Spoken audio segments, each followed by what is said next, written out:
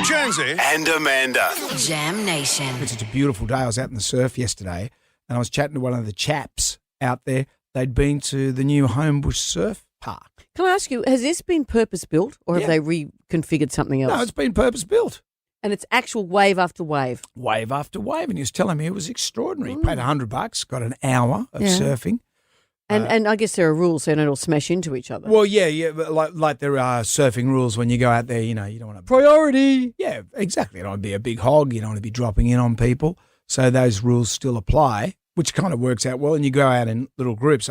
I suppose because you're paying your $100, when you go into the surf, as we know it, you don't pay anything. The real surf? The real surf. No, but also it's hit and miss as to whether you can get waves. Exactly. I imagine there's just wave after wave. It's wave after wave. He got so many waves he didn't know what to do with them. 70-metre rides on waves, like great. That's massive, is it? He said it was a bit of a tight take-off. When you're at the critical point of the wave, as they say. What does that mean, a tight tight take-off? Like it's tight. What does that mean? Hard to get onto. Oh, okay. Yeah, it's like jumping into a skipping rope. You've got to pick your moment. I did mention, I thought, I wonder if, because I like to, I'm on my sup in the surf.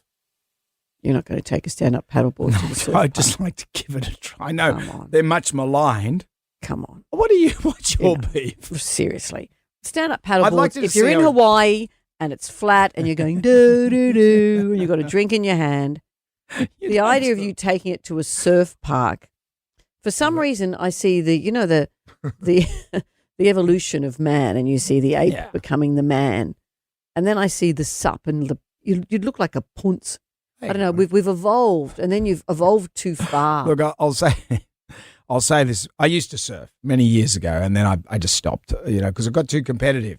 When I was a kid, you'd surf out of Cronulla Point. You'd honestly get punched in the head just for looking at someone. But standing up on a board doesn't make that better. But these days it's become, it's more inclusive surfing. Right. Women are when girls didn't surf.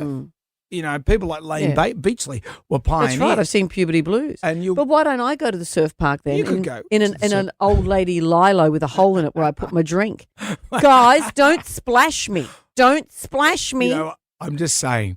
When I was in Hawaii many years ago, I think it was 2011, and I saw people on stand-up paddleboards, I said, that looks dumb. And I thought, I'll give it a go. And I hated it. I hated it so much.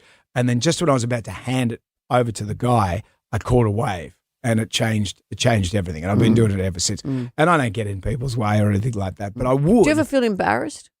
There is there's a lot amongst the surfers. Hi, guys, I'm standing up. I've evolved. I don't.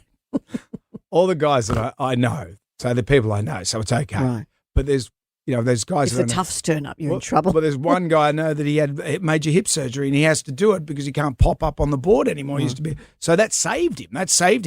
He couldn't surf anymore. Yeah. No, that's fair enough. So he gets, but he's always an apologetic one. He goes, when I get back to being on my prone surfboard, I'll do it. Yeah. But I had to go on the lilo. I had to go back just paddling, but my shoulder and everything, and I just like the sup because of why am I defending this to you? Why? I didn't ask you to. I keep out of people's way. But it would be great to go to the surf park. Can I go that day and just watch? I might learn some new swears. Maybe you could bring your lilo. Yeah. Don't splash me.